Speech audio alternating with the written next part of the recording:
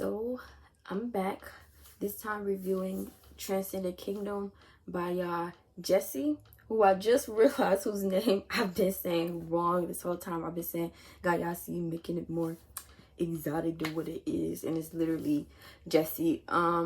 So first off, I know of this book because I love Homegoing, which was the freshman book or her debut book that came out some years ago. What's funny is that I got the book for Christmas, I want to say in like 2016, maybe 2015, and I kind of just brushed it off. Like, I had it, I'm like, I'm gonna read it. I was really turned off initially by the fact that it has so many different point of views. Like, each chapter is a different point of view, so I was like, I don't think this is gonna be a book for me, so I kept pushing it off.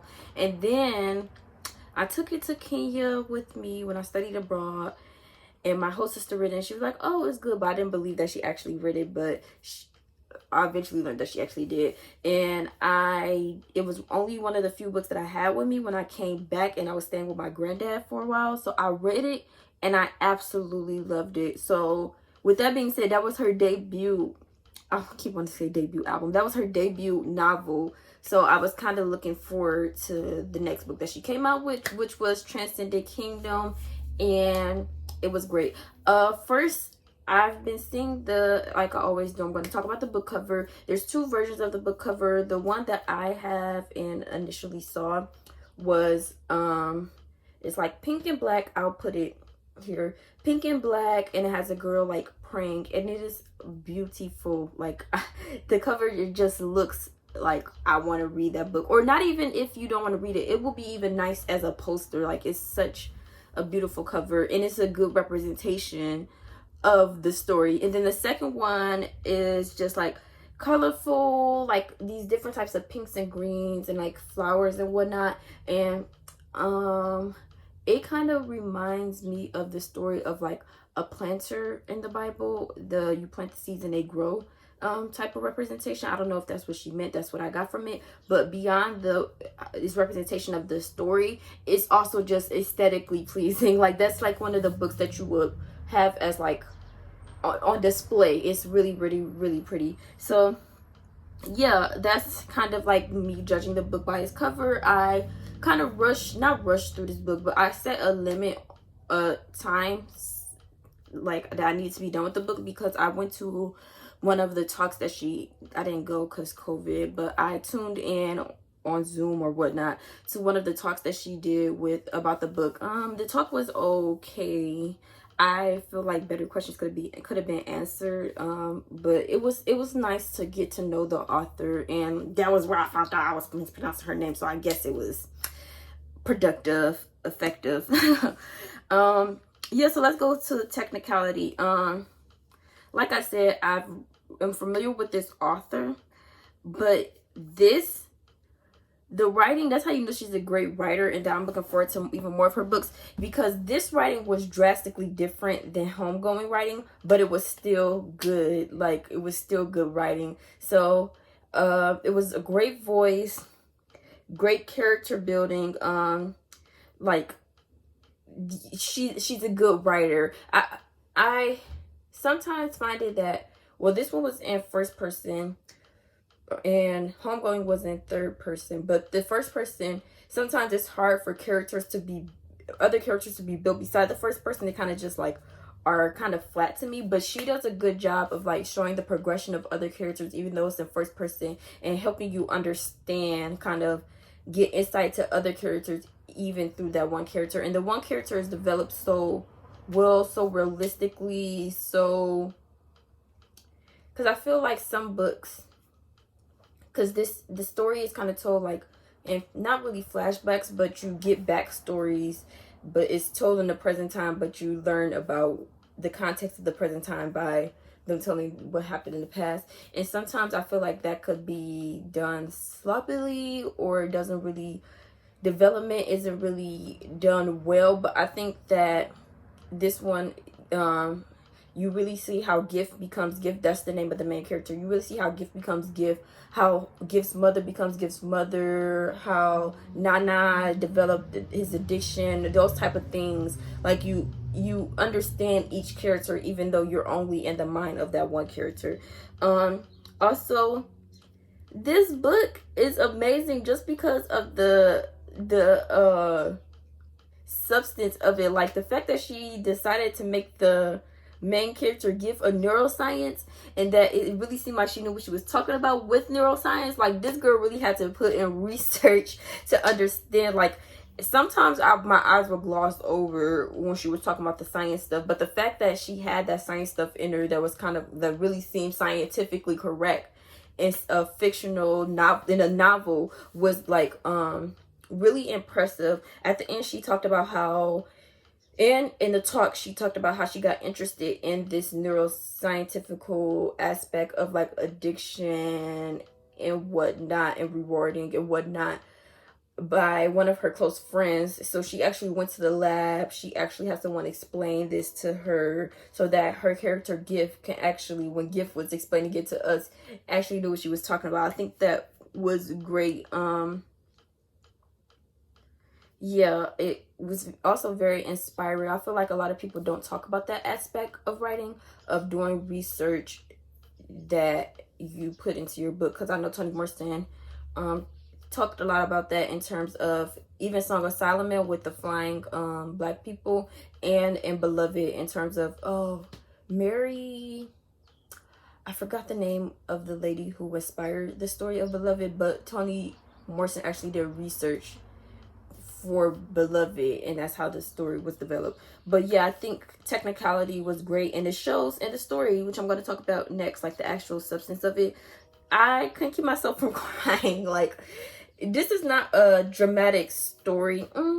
I guess it is a dramatic story, but what I mean by dramatic is not like someone like it's a shootout, or you find out that the brother is actually the father. Like, it's not dramatic in that way, but it deals with the heavy topic of addiction and family dynamics and depression and mother-daughter relationships. And like I said, the characters were really built up well, so you feel like sympathy for them, you feel a connection to them. So I would literally just be crying, like not necessarily like, oh, boo hoo hoo hoo hoo, but it was very emotional for me, and I will have tears coming down my eyes as I read the book. Yeah, and with that, like, she dealt with such heavy topics, but she did it realistically. Like I just said, it's not a really dramatic story. Nothing like outrageous happens to the character, but she deals with the heavy themes in a way that normal people, like real people, would deal with them. Like the mother dealing with depression and Gift not knowing what to do with that. It's not like she miraculously was some super daughter who understood what to do and how to do it. Like, it was real. I feel like the way that she dealt with it is how I would deal with it, how others have dealt with it. Like, it was very realistic in terms of dealing with people with depression, or even dealing with addiction. Like, at first no one wants to say that the person is an addict, and then it just continues to develop, and that's kind of what happened with the family.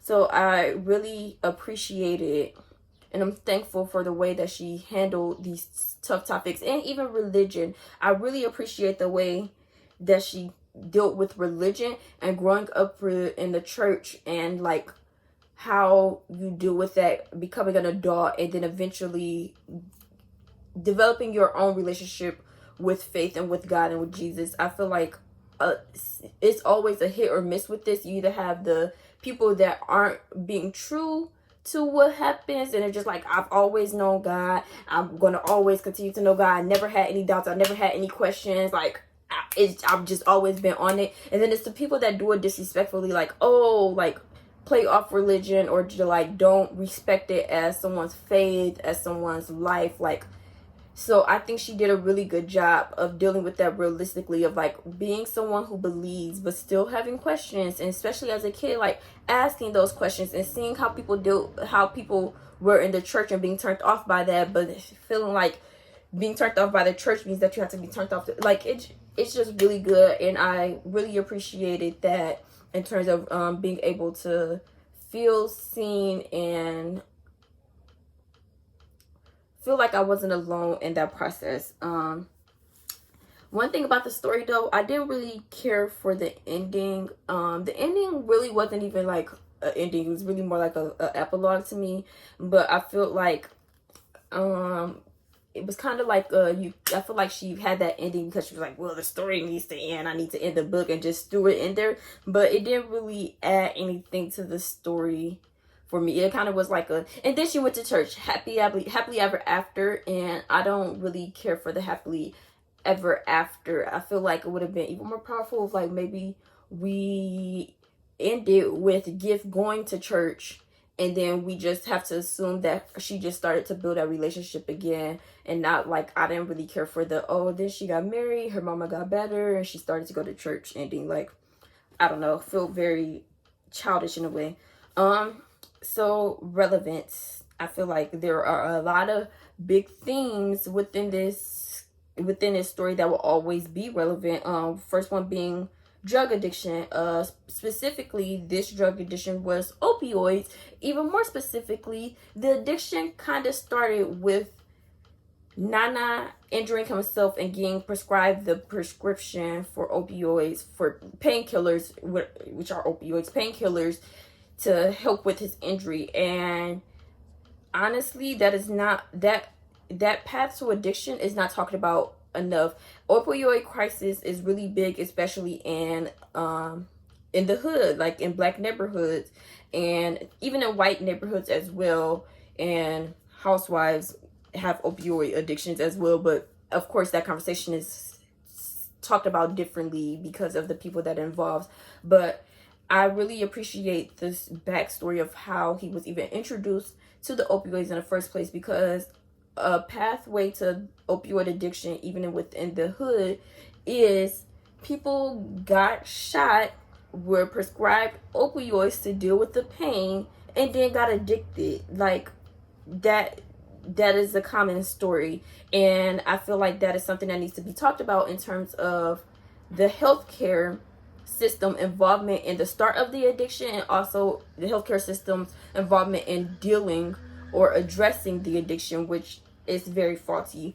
But even beyond that, like the dealing with that, I feel like that is connected to her dealing with opioid crisis and the everydayness of that. Like, as I said before, the realistic dealings with it was that they didn't want to say it was an addiction when it first started. Nobody wants to call it out. Or how she was very young. Nana's her older brother. Nana was like, they were kind of always home alone because the mom had to work 2 jobs. The dad went back to Ghana. So, like, she, as a child, didn't really understand what was going on, but she would understand that he's sleeping a lot, Like, it was a very everyday encountering with it, or like showing what people who have family members or loved ones that are dealing with addiction, their everydayness of having to deal with it as well, instead of making it like a phenomenon thing, like a uncommon thing, like a, oh, this only happens every once in a while, was like a everyday encounter with it. And like I said before, that research really came in handy, the neuroscientific part about it. So Gift is a neuroscience who was kind of examining this idea of like addiction and reward system, and like the reward systems, and kind of, I really don't understand it. I'm not a science person, but like the what is it called, like chemical reaction in your brain, how your brain reacts to it. And I kind of understood it, but I kind of didn't. Like, I think the point was that it's not easily understood. Like, some mice stopped and some mice got addicted. Like, it was, y'all read it and tell me, try to explain the science part to me. I still don't quite understand it, but I liked that, making it relevant with the science, like dealing with that opioid crisis, the addiction, from different points of like the family members, how it starts, and the science behind it. I feel like that made it very whole in the conversation. Another thing of relevance was religion, and how a lot of people who grow up in religion grow out of well, not, let me not say religion, Christianity specifically, people who grow up in Christianity can grow out of Christianity because of life. Like, for example, in this instance of Transcendent Kingdom, how the church reacted to Nana when he was first the star basketball player till then he became an addict, and how you're supposed to love each other and love thy neighbor, but the church reaction to that was very different and very judgmental, and they did not come together as a church community, as a church family should. And as a child seeing that, it is easy to be like, well, y'all are supposed to be representation of the word of God, of like what Christians supposed to be, and if that's what y'all are, I don't want to be that. And if I don't want to be that, how can I be a Christian? Like, how can I have my relationship with God? I think that was a good, like, that was interesting to see within the story. And even with that, it was interesting to see race dealt with in church as well, in Christianity as well. And I think that's very important for now, in terms of like Black Lives Matter and churches being involved. Was the church real in that? Or even like a lot of people that were in the civil rights movements were like Dr. Martin Luther King, who was also a reverend. Like, it was very much so the church people were the one that pushed it, were on the forefront of civil rights movement. But even here, thinking that in terms of like missionaries, because Gift's family is from Ghana. Like, her parents came from Ghana. Her brother was born in Ghana. They moved when he was born. So the idea of missionaries and how missionaries usually interact within Africa, and were in a whole white congregation. They were the only Black people in the church. And just thinking about those dynamics and the dynamics of race within religion, within Christianity, that aren't really spoken about, but are very, very prevalent and very, very, like, you can definitely feel the presence of that divide within the church, and how to deal with that in a religion where everybody's supposed to be family and love one another despite their differences. And then lastly, I think, which was, not lastly, two more things: religion versus science. Like I said, Gift was someone who grew up in the church but became a neuroscience, and she talked about like how at first people thought she was dumber than what she was, or like looked down upon her, or she would have to sit through religion bashing because she went into the science field. But I think, and hopefully this, I don't really know the conclusion that Gift had with this, but I think that or even with Gift, she showed compassion to her subjects, which were mice, and she would even cry sometimes when she gave them surgery or whatnot, or when they injured each other or whatnot. And I think that she kind of was embarrassed by that, and I think that has a lot to do with her religion, though, because I feel like it's religion versus science is not a real conversation. I feel like they can both coexist. I feel like you can explain stuff using both religion and science, and I feel that God can be within science practices. I feel like a lot of scientists can be not influenced by God, but persuaded by God, helped by God. I feel like a lot of times God can come up in mysterious ways, and we don't recognize that, but that doesn't make it God nonetheless. So I really liked how the book kind of talked about this idea of religion versus science, and how at the end Gift kind of comes to the conclusion that I'm coming to, with that there's no real verses. They can both exist. Like, for example, her science teacher, when asked about the creation of Earth, the creation of humans, I like the teacher's answer of, we are created from stars, and the stars were created by God. Like, that seems like a pretty well explanation to me. I'll accept it. Like, it doesn't always have to be this versus type of thing. And then lastly, something that I really appreciated was the different ways of praying. Gift as a child used to write to God as her prayers, and I've been trying to find which ways I've been comfortable with praying. So it was nice to see that others have different modes of praying as well, so that I don't feel as much as a weirdo, I guess. I don't know. And then lastly, one of the other relevant conversations that this story has is about grief. And the effects of grief, I feel like something that comes with grief, that follows grief, is depression. Like when someone dies and you're grieving them, the process of grieving can very much so start and end in depression. And how do we deal with that?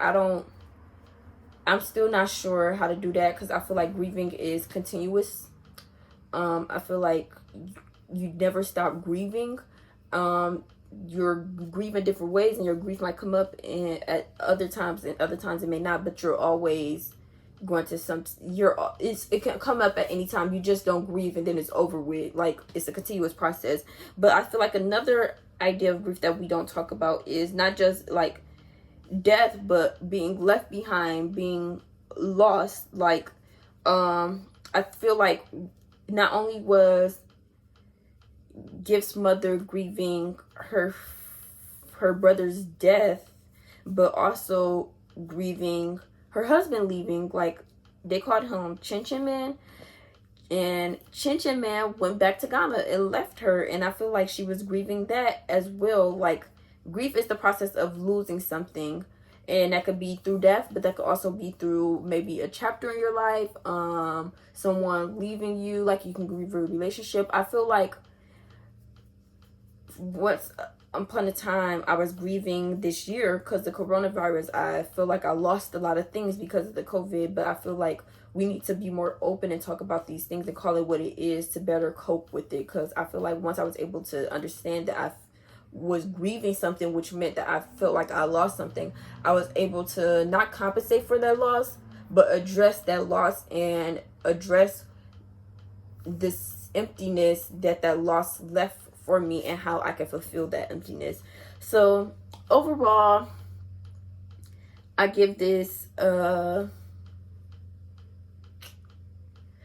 8 out of 10. Yeah, I'll give it a solid 8 out of 10. I really enjoyed the book. I will recommend it. It's a heavy book though. It's a very heavy book. So if you're not in a space for that, I wouldn't say read it. You really have to be in a space to confront all of these different things, like grief, like addiction, like religion. So yeah, I honestly would have gave it a higher number if it wasn't for the ending. Honestly, if she would have just left the ending out completely, it would have been better than having the ending ender, just because